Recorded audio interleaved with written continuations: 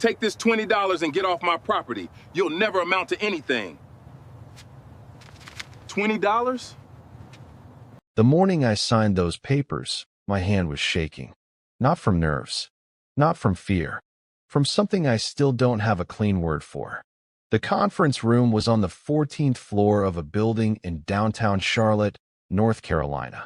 Floor-to-ceiling windows, a long mahogany table, 3 lawyers on one side, me on the other, and at the far end of that table, looking smaller than I'd ever seen him in my entire life, was the man who had handed me a wrinkled $20 bill 7 years earlier and told me to get off his property. He didn't recognize me at first. That's the part one still think about. He looked right at me when I walked in, and he didn't recognize me. I recognized him immediately. The silver in his hair, the way his jaw sat, the rings on his fingers that used to catch the light in our old kitchen on Sunday mornings. My stepfather, Ferris Gant. And in about 12 minutes, I was going to become the new owner of the company he'd built his entire identity around. But I'm getting ahead of myself. Because before that conference room, before those lawyers, before any of it, there was a Tuesday morning in October when I was 18 years old, standing on a sidewalk with a garbage bag full of clothes and a $20 bill that was still warm from his wallet. Stick with me, because what happened between that sidewalk and that conference room, that's the whole story. My name is Royce Delham. I was born and raised in Greensboro, North Carolina. My mother, Celia, was the kind of woman who remembered everyone's birthday, kept a prayer list on the refrigerator, and could make a pot of soup stretch for 4 days. She worked as a medical records coordinator at the same hospital for 19 years. She was organized, calm, deeply funny in a quiet way, and she loved me like breathing, like it was just automatic and constant and something she never had to think about. She was also not perfect, and she made choices I didn't always understand. The biggest one was Ferris Gant. She married him when I was 11 years old. I remember thinking he seemed okay at first. He wore pressed shirts. He had a real estate investment company, Gant Property Solutions, that he talked about like it was already a Fortune 500. He took her to nice restaurants. He shook my hand the first time we met, which felt adult and serious. I wanted to like him, and for a while, I told myself I did. The house we moved into after the wedding was in a suburb called Summerfield. Nice neighborhood, big backyard. Ferris had 2 daughters from his first marriage, Tierney and Brindle, who were 7 and 9 at the time. They were quiet, watchful girls who seemed to exist on a different frequency than the rest of the world. My mom tried hard to make it feel like a family. Sunday dinners, movie nights. She hung photos of all of us on the wall in the hallway. Even me and Ferris together from a Christmas we'd had the first year. I was a decent student. Not exceptional, but I cared. I loved computers. I was the kid in middle school who took apart old laptops just to see how they worked. My teacher, Mr. Adebanjo, this tall man from Lagos who wore the same corduroy blazer every single day, told me once that I had an engineer's mind. I kept that sentence, carried it around like a coin in my pocket. I did chores without being asked. I worked a part-time job at a hardware store by the time I was 16. I gave my mom a portion of every paycheck because I could see how tired she was, juggling everything. I didn't ask Ferris for anything. I think that was important to him, somehow, that I didn't ask. Because when I did, even small things, the temperature in that house changed. It started slowly enough that I almost convinced myself it wasn't happening. When Tierney needed new shoes for school, Ferris came home the same afternoon with 2 boxes. When I mentioned my sneakers had a hole in the sole, he looked at me over the rim of his coffee mug and said, "You've got a job, don't you?" My mom heard that. She didn't say anything. When I got a B+ on a science test and showed her, she hugged me. When Brindle got a C on a spelling test, Ferris took her out for ice cream because, as he explained at dinner, she worked hard on that one.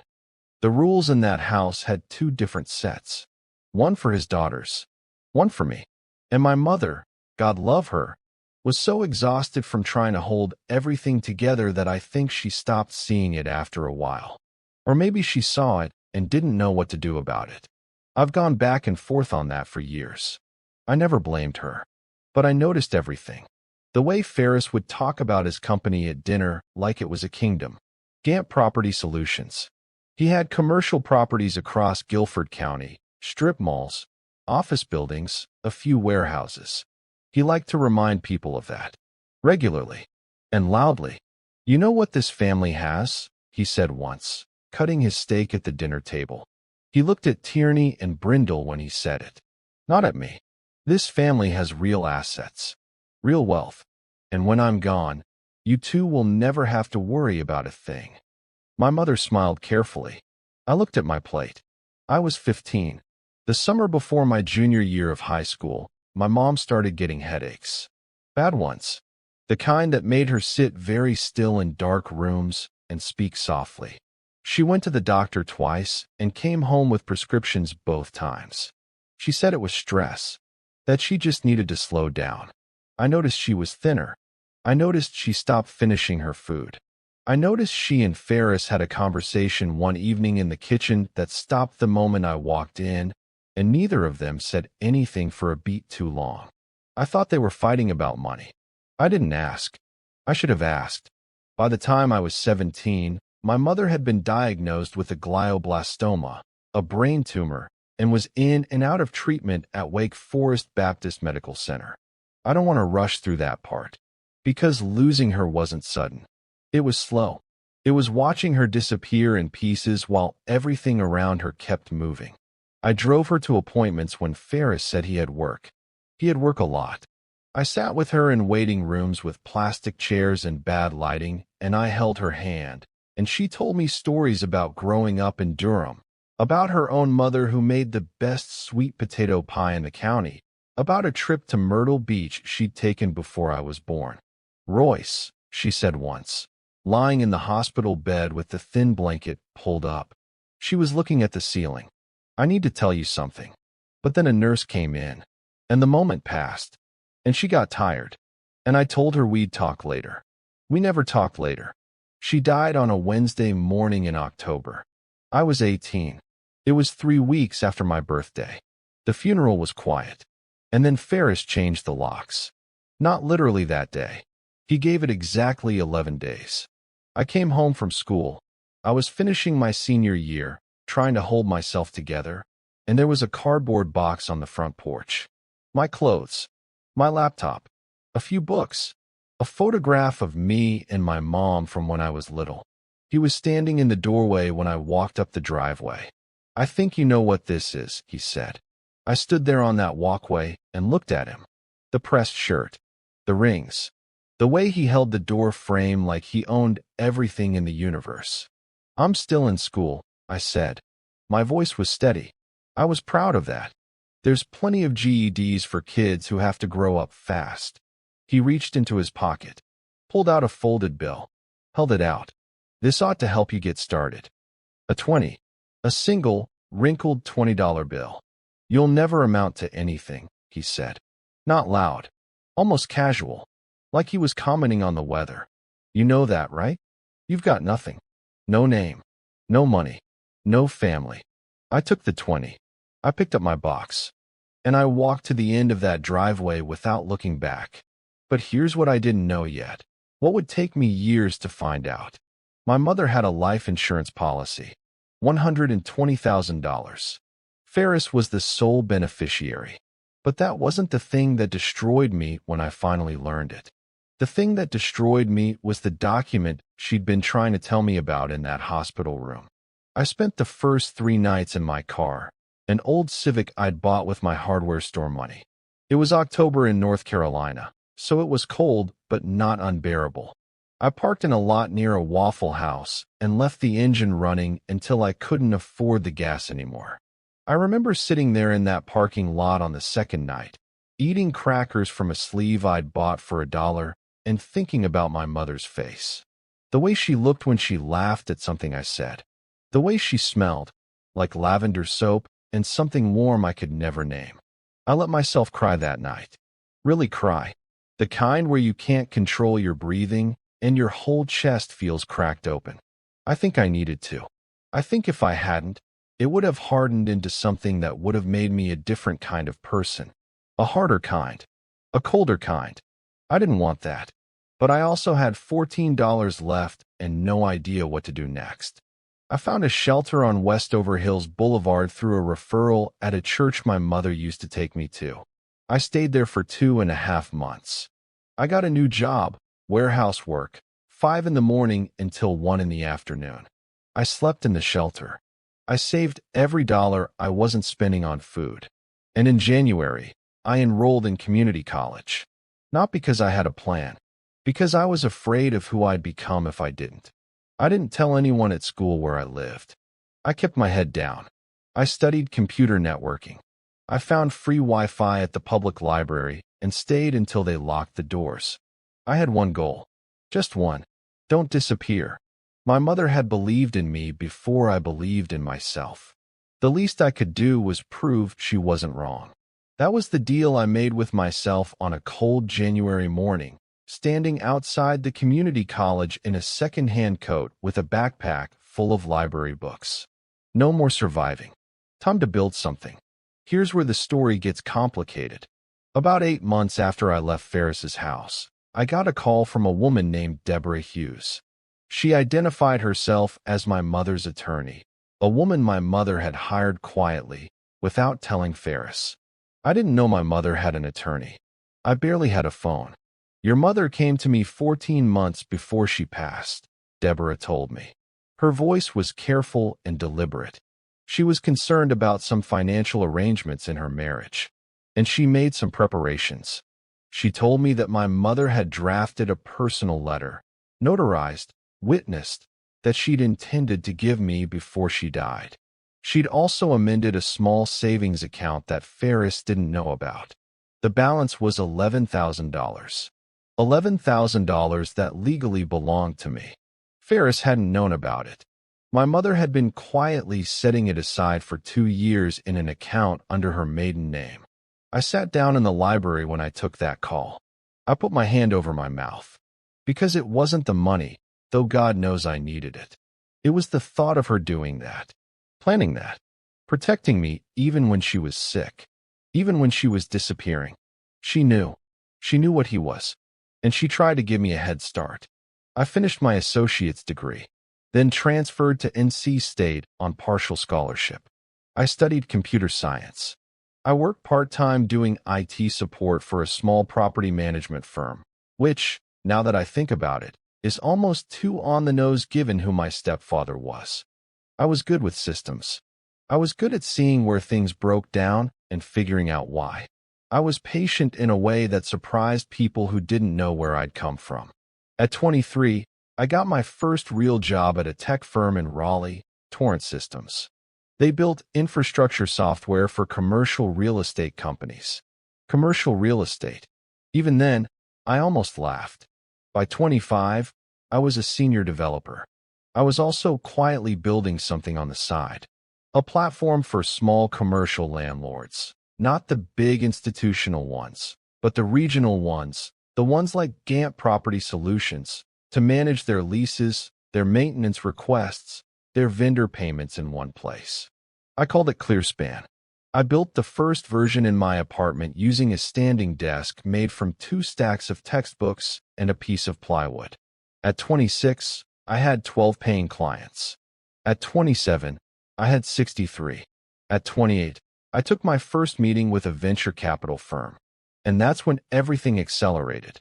But that's also when I heard Ferris Gant's name again for the first time in years.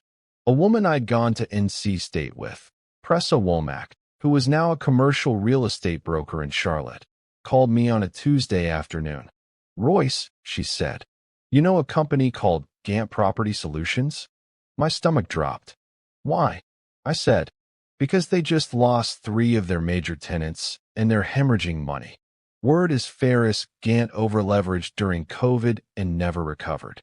He's been selling off properties quietly, trying to keep the lights on." She paused. His portfolio's worth maybe a third of what it was 5 years ago, and the SBA loan he took out is coming due. Pressa, I said carefully. Why are you telling me this? Because someone's going to buy what's left of that company, she said. And I thought you should know before someone else does. I sat with that for 3 days. I didn't sleep much. Not because I was excited. Because I was trying to figure out what I actually wanted. Before I made any decision about Ferris, I went back to Deborah Hughes.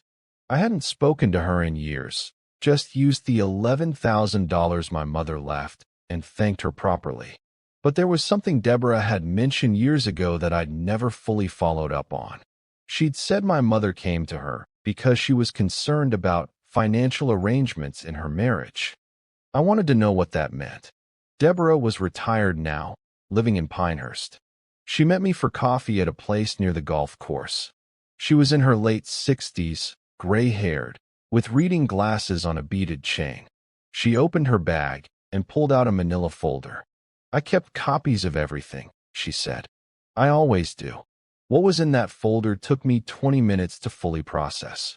My mother had discovered, 14 months before she died, that Ferris had been using the household finances to quietly funnel money into Gant Property Solutions.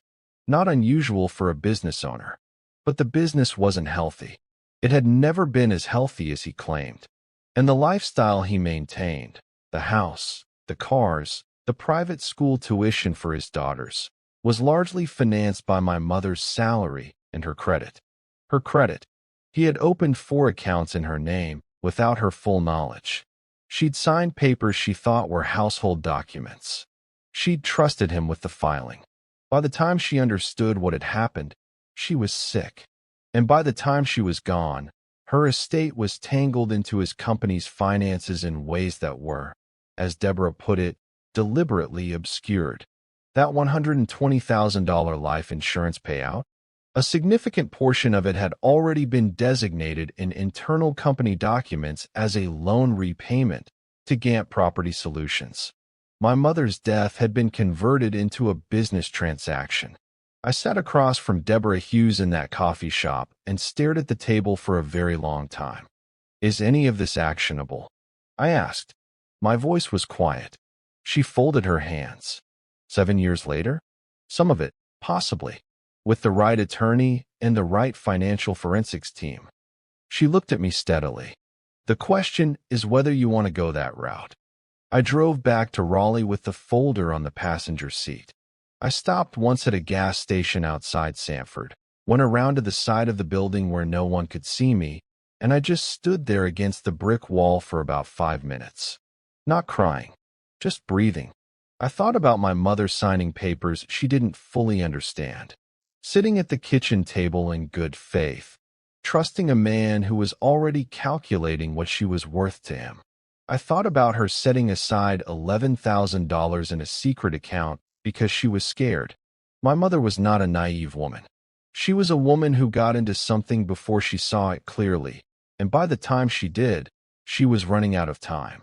I got back in the car. I called Pressa. Tell me everything you know about the Gant acquisition, I said. What followed was 4 months of very careful work. I brought in a financial forensics attorney named Solano Webb who specialized in small business fraud. He was methodical, quiet, and merciless in the way that only genuinely patient people can be. We documented everything. The accounts opened in my mother's name. The insurance payout routing. The internal company documents Deborah had preserved. Ferris had never fully hidden things. He'd just assumed no one would ever look. Meanwhile, I structured a formal acquisition offer for Gant Property Solutions through Clearspan's newly created real estate division. It was a clean offer. Full market value for what the company was actually worth, not what Ferris thought it was worth, with a 30-day window. Ferris's bank had already been pressuring him. He'd already lost 2 key properties. He had no real options. He accepted through his broker without knowing who the buyer was. Standard practice. The acquiring entity was listed as Clearspan Land Holdings, LLC. The day of closing, he would meet the principal for the first time. The conference room. The 14th floor. The mahogany table. I walked in with Solano on my left and Pressa on my right. Ferris was already seated.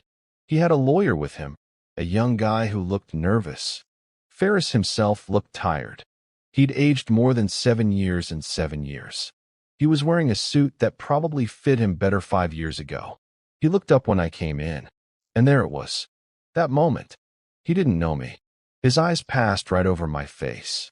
I sat down directly across from him, folded my hands on the table, let the silence sit there for just a second.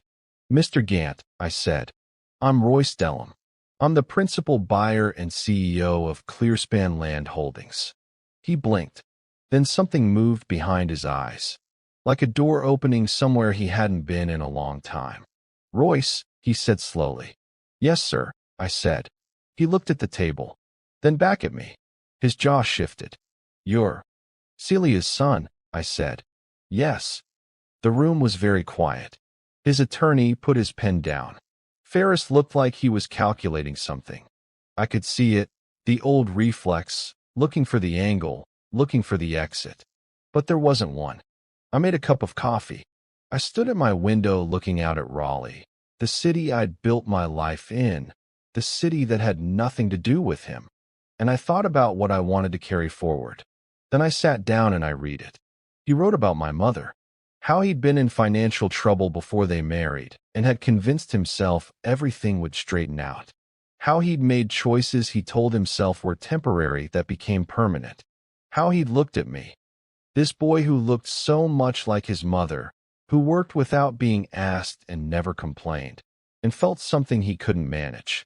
Something he covered over with contempt because contempt was easier than guilt. He wrote that the $20 bill had haunted him. He'd told himself it was giving me something, a push. He'd built a story around it where he was doing me a favor. He wrote, "I knew the morning I handed it to you that I was lying to myself. I've known it every single day since." He didn't ask for anything. He didn't ask for forgiveness or a meeting or a response. He just needed, apparently, to say it once to someone who would understand what it meant. I read it twice. Then I folded it and put it in my desk drawer. About a month later, Pressa called me again. "Did you know," she said, "that Ferris has 2 daughters? Tierney and Brindle." I said, "Yes." "Did you know that Brindle Gant just graduated from UNCC with a finance degree? And that she's been trying to get a job in commercial real estate for 8 months and nobody will hire her because of her father's name?" I was quiet. "Royce," Pressa said carefully, "she doesn't know what he did. To your mom. To you. She was 9 years old when you left." I leaned back in my chair. "How do you know all this?" I asked. "Because she cold emailed me looking for an internship," Pressa said, "and I recognized the last name."